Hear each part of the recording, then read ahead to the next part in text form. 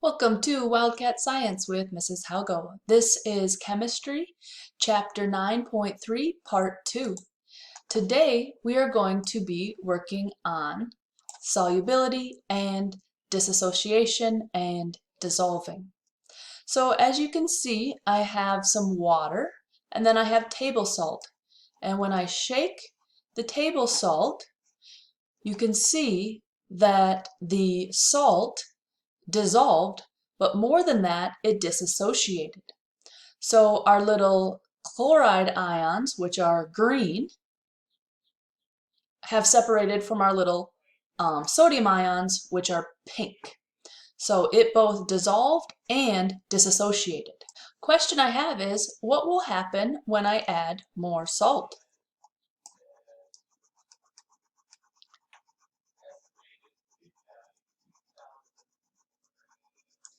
We'll put as much salt as we can in there. And you can see that we have a concentrated solution, and now it is saturated and no more solute can go into solution. So what we have is some of the salt is crystallizing out. So what would happen if I added more water?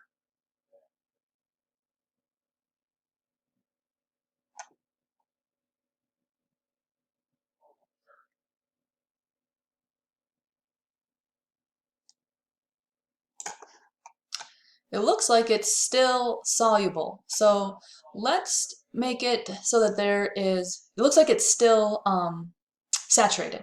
So let's make it so that it is no longer saturated. I will take out some of the solutes. I took out some of the solutes, and now you can see that it is unsaturated, and so it's not saturated, and so it hasn't started to crystallize out. And then the question I have is, what happens when I let out some of the water?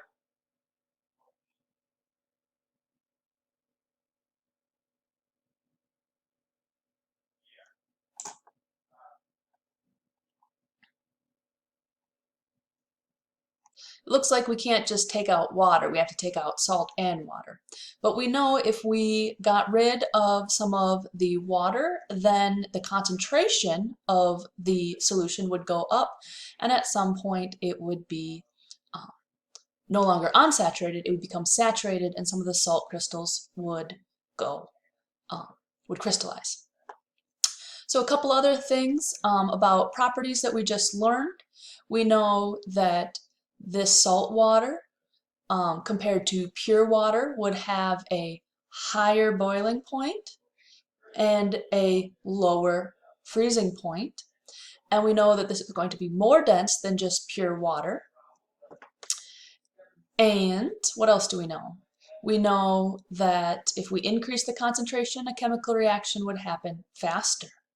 Now let's look at a salt that is not very soluble. Table salt is quite soluble, but strontium phosphate has low solubility. So we'll just put 2 shakes in there, and that is soluble. 2 more shakes, and that is soluble. It dissolves and dissociates, but you can see now we've reached a saturated solution, and it's starting to crystallize. If I added any more, it would not be able to dissolve and dissociate. Our third tab is designing a salt. Over here we have our charge of our cation, our charge of our anion, and Ksp is its solubility.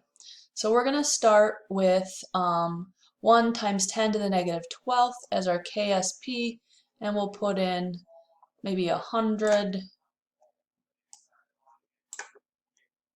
Let's put in exactly 100 of each. And we see with a Ksp of 1 times 10 to the negative 12th, 100 will not all dissolve, and it is saturated or supersaturated. Well, it's just saturated right now. We haven't heated it up. So what happens if we make our Ksp bigger by having a number that is less negative, an exponent that is less negative. Because we know like 1 times 10 to the negative second is bigger than 1 times 10 to the negative sixth. So again, 1 times 10 to the negative fourth is a bigger number because it's 0.0004 as compared to 1 times 10 to the negative 12th, which is 0.000000, 11 zeros and 1, which is a very small number.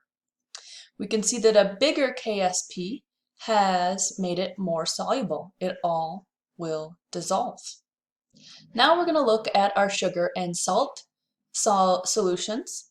So we have some water, and we're going to shake in some salt. And then my question is it conductive? Knowing what you know about electrolytes, will it conduct electricity? And it does. A second question is, what happens to the light bulb when I increase the amount of salt?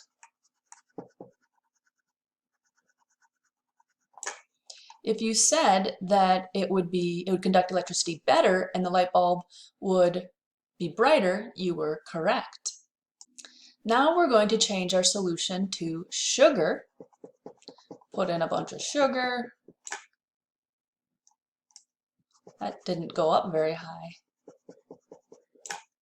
Okay, so will my sugar solution conduct electricity? There we go. If you said no, you would be correct. And then the reason is sugar is a covalently bonded and salt is an ionic bond, and we know salt will break up into ions, and then those ions act as electrolytes and they will conduct electricity. Whereas sugar is not made out of ions, it's a covalent bond, so it will not conduct electricity. Let's look at the molecular level, at the micro level. So we have our salt, and then we have our pink sodiums and our green chlorides. As you can see, the salt has dissolved, and more than that, it has disassociated. Those ions have broken apart. So let's start afresh and see what's different with sucrose, which is not an ionic compound, but a covalent compound. So we put sucrose in there, and you can see that the sucrose dissolves, but it has not disassociated. It's still staying in its glucose molecules. You haven't had all of them break apart. So we've seen that both salt and sugar will dissolve, but only salt will disassociate, and only salt, the ionic compound, will conduct electricity because it is made out of electrolytes. These become electrolytes when they're dissolved in water. So let's look at what happens when water is involved. So we have our little water molecules. We'll put a salt in there first. And as you can see, let's pause it so we can really take a look at it. They dissolved and dissociated. And what part of the water molecule, the hydrogen or the oxygen, is the one that is orientating itself towards the negative chlorine? So it's not perfect because they're moving around, but you can see that the positive hydrogens are more likely to orient themselves towards the negative chlorine ion. And then over here we see the opposite, where the partially negative end of the oxygen is oriented itself towards the positive sodium ion. Let's see what's different when we put sugar in there. So we have sucrose, and it breaks up into its glucose molecules. And you can see that these do not have a charge. These aren't ions. They are covalent bonds. I hope that helped you understand dissolving and disassociating ionic and covalent molecules and electrolytes a little bit better. And that concludes our Chapter 9 notes on solutions. Good job, everybody. Bye.